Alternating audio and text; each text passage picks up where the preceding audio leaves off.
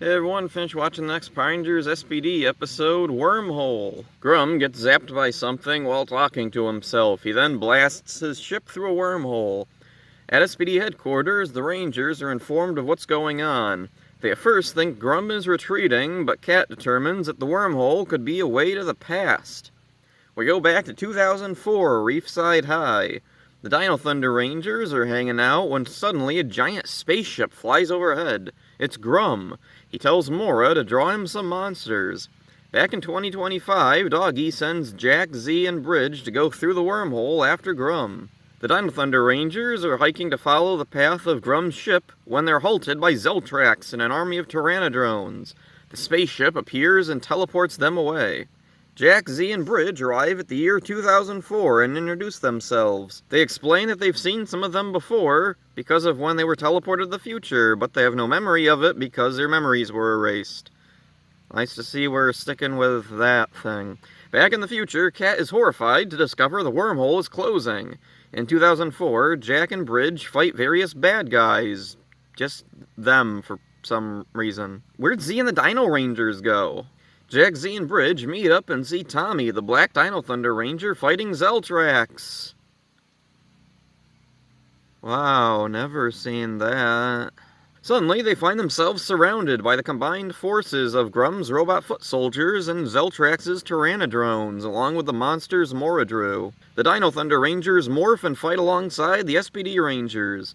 The other SPD Rangers arrive from the future to help. Grum watches from his monitor, not joining in because Grum's forces surround the heroes, and then they all chant, "No one gets inside," for some reason, and charge outward from their position, immediately breaking their circle, so everybody gets inside. Regardless, the Rangers take down the bad guys, one by one. Zeltrax retreats because he sucks. Grum realizes the wormhole is closing, and he doesn't want to have to conquer a bunch of worlds all over again, so he goes back to the future. The Rangers defeat the bad guys and say their goodbyes. Bridge mentions he was just born last week. Okay, I like that part. The SPD Rangers erase the Dino Thunder Rangers' memories and then erase their own memories. Alright then. Grum talks to himself again. Man, I do not like this episode. There is some good stuff here, like the Dino Thunder Rangers hanging out at the beginning. There's a funny bit I probably overthought here. Ethan complains about losing a video game he's playing, and Trent says, "You're acting as if it's real." And Ethan's reaction was just, "Great, I was just about to destroy the..." In the context of the game, the bad guy just basically destroyed the whole world, so Ethan mumbling, "Great," is surprisingly an understated reaction if we are to believe Trent's assertion that Ethan's response to such a situation would be genuine.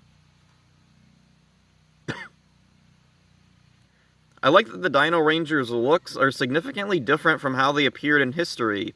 In history, they actually did look like, a year later, they're a year older, but here, they look more like how they would have looked in the middle of their season, or somewhere towards the end, since Trent is present and Zeltrax is there with Pteranodrones.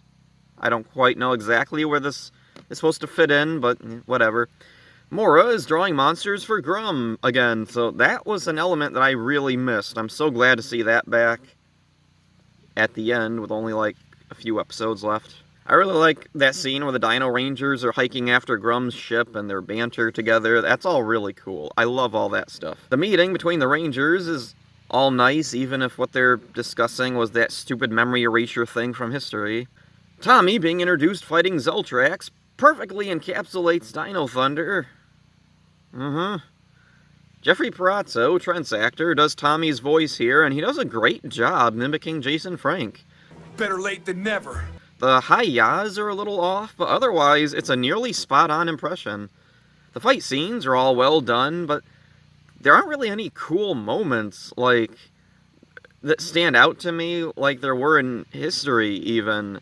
It just all feels like a standard battle scene. It's just longer than usual because there's more Rangers around. Zeltrax is perfectly in character here. He's inexplicably fighting Tommy.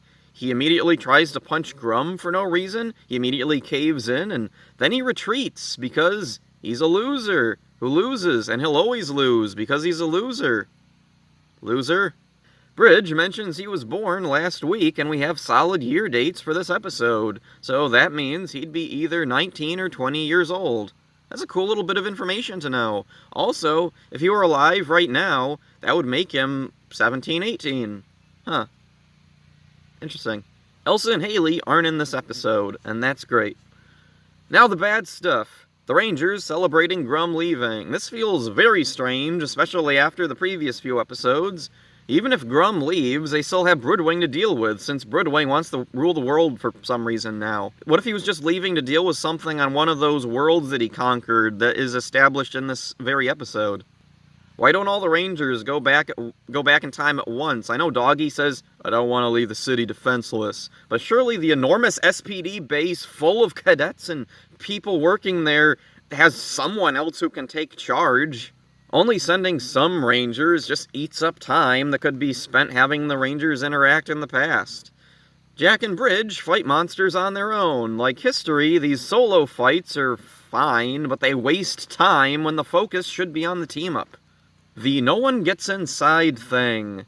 What were they thinking? Nothing clever to add to that. I'm just wondering, who in the world thought of this? Why was it shot? What is this thing? The memory erasure thing goes both ways this time, so that means it sucks twice as much. Once again, the episode is completely pointless. Doggy doesn't even erase everyone's memories. Eltrax is still aware of what happened, as well as Tommy and the SPD villains. Now just a few things I thought about. They're not good or bad, just weird little things I thought about. The SPD Rangers don't recognize the Tyrannodrones, but in mission training, Rex Ranger knew Tyrannodrones, and he's associated with SPD. He talks to Jack in that thing. I guess he was actually paying attention in Ranger History class. It's unfortunate for Grum that the Wormhole just landed him in the middle of Dino Thunder. If it landed him right before, the Dino Thunder Rangers wouldn't even exist yet, and the Ninja Storm Rangers wouldn't have their power, and no other Rangers could stop him because most other Rangers don't have their powers anymore. This is the last time 2 full consecutive teams of Rangers would team up together. It's too bad they couldn't have tossed in Kat. She probably has a couple of minutes left on her stupid 1-hour morpher. Thunderstorm was the last team up to have all the actors present. If only Disney could have called up Jason Frank and had him do a few lines, and Wormhole could have had that honor, though with an asterisk. History felt weird, like it wasn't a real team-up. Only 3 previous Rangers returned, and they aren't even really necessary. They just kind of interrupt the plot already going on. Wormhole, by comparison, feels more like an actual team-up, all asterisk. The Rangers of both teams are present. The threat they face is a combined force of their enemies, and the team-up itself is the focus. On the DVD, for some reason, this episode is placed right after History, and I think that's due to a weird error SPD had with airing. Apparently, Wormhole didn't air with SPD initially. They waited until, like, after the entire series was over with to air Wormhole as, like, a special or something. Team-up episode never seen before. JetX, part of Super Cool Moves Week. Next Thursday night at 8, 7 Central on Disney. I don't know. I didn't grow up with Disney and the Jetix channels. Or actually, I did have ABC when Ninja Storm, Dino Thunder, SPD were airing on it, so it is quite possible I did see this, but I don't remember it at all. Anyway, on the DVD, this episode is placed right after History, and so if I went in this not knowing anything about these episodes beforehand, I'd watch History, be like, okay, I know what's going on, Morgana, Grum, the Rangers are like this. But then this episode, suddenly Morgana is Mora again. But then in the next episode, Impact, I think, is the one following Wormhole on the DVD set. We have Morgana again with no explanation. And then there's a big deal made about when she gets turned into Mora in, what was it, Badge? So what's the explanation there? Is Grum just turning Morgana back to Mora back and forth in between episodes or something?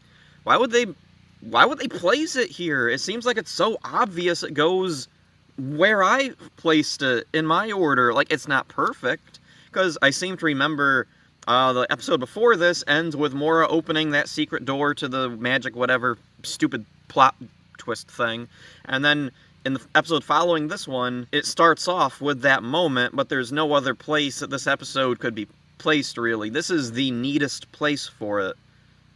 And since it's a team-up episode, it can be kind of forgiven that, like, okay, maybe this takes place before the ending of the last one where Mora opens the door. Like, that's just supposed to be the lead-in for that episode next time. Let's just ignore that. It's sloppy, but who cares?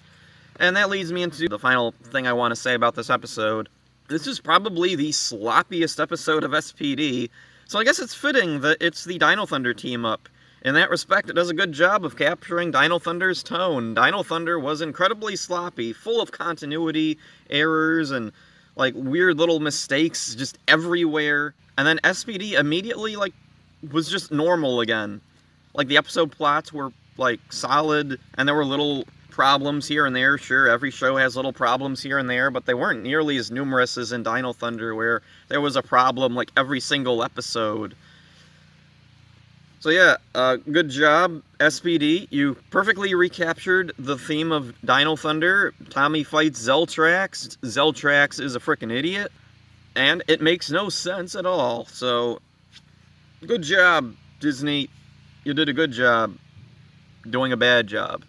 That's it for this one. Hope you enjoyed it. See ya. Great. Just a game, Ethan. Yeah, you're acting as if it's real.